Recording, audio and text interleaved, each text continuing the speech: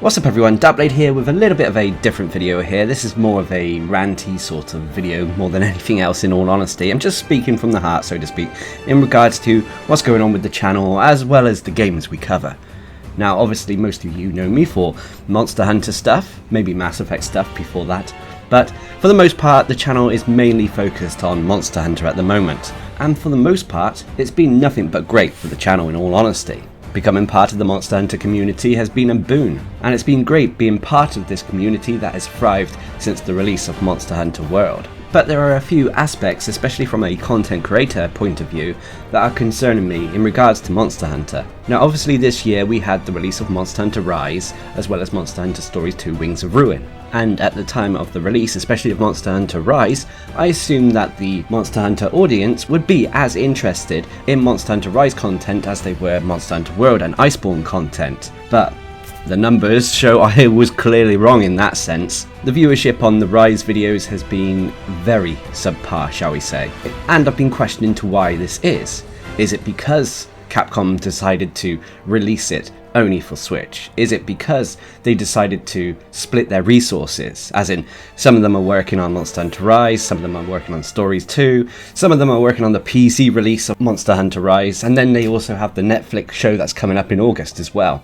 Maybe they're spreading themselves too thin. I'm not sure. All of these aspects could have factored into why Rise is seemingly doing poorly, at least at the time of this video. It could be also how the game is structured as well. For the most part, although it is a great game, I'm not denying that Monster Hunter Rise isn't a good game, there seems to be a lack of challenging endgame, shall we say. This may change, obviously, when we get more updates. Well, hopefully we get more updates. But as I just mentioned, it could be that Capcom are spreading themselves too thin a little bit with the franchise. This could have affected the viewership on my channel.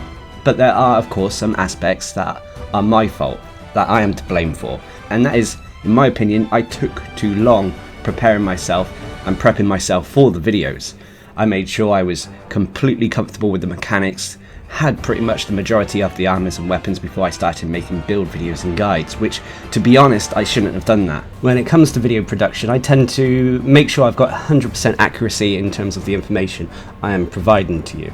Also, I don't want to make mistakes or provide false information, and on top of that, I'm not quite big enough to get any sort of form of early access, shall we say, so I can't get a head start when it comes to learning mechanics and making these sorts of guides that I do on the channel. These factors can obviously delay the release of videos, and in some respects it could be a confidence issue on my part which I need to work on and try to get better at.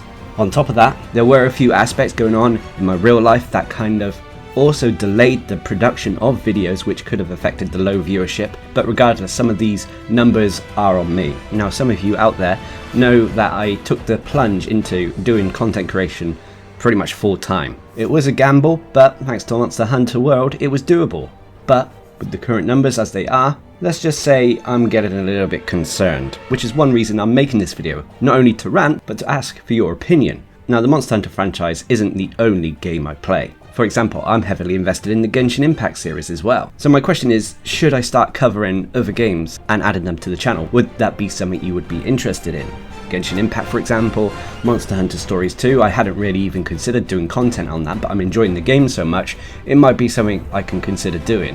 Maybe doing guides or potential builds or gene setups on each of the various monsters. So in a way, I'm asking for feedback and ideas on how I can potentially fix the channel and re-spark some interest, not only in the videos I create, but maybe the Monster Hunter franchise as a whole. Of course, it's not panic stations yet, as a lot of my videos, especially the Monster Hunter World and Iceborne ones, are still generating a decent income. It's actually quite heartening to see that so many people are still enjoying and playing Monster Hunter World and Monster Hunter World Iceborne.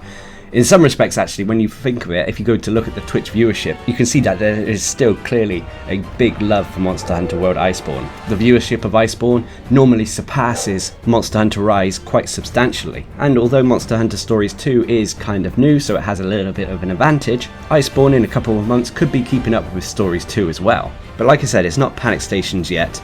Combining the income we get from YouTube as well as Twitch, it still means that we're able to pay the bills for now. But like I said, I'd love to hear some feedback, I'd love to have some ideas thrown at me, and overall see what you guys think. I also appreciate you listening to this, as this is a little bit of a ranty video, and I would also love to hear your opinions on the current state of Monster Hunter. So please leave comments down below, and until next time, I've been Darcblade, bringing my thoughts and concerns regarding the channel and Monster Hunter. Hope you enjoyed the video, thanks for watching, subscribe and like for more.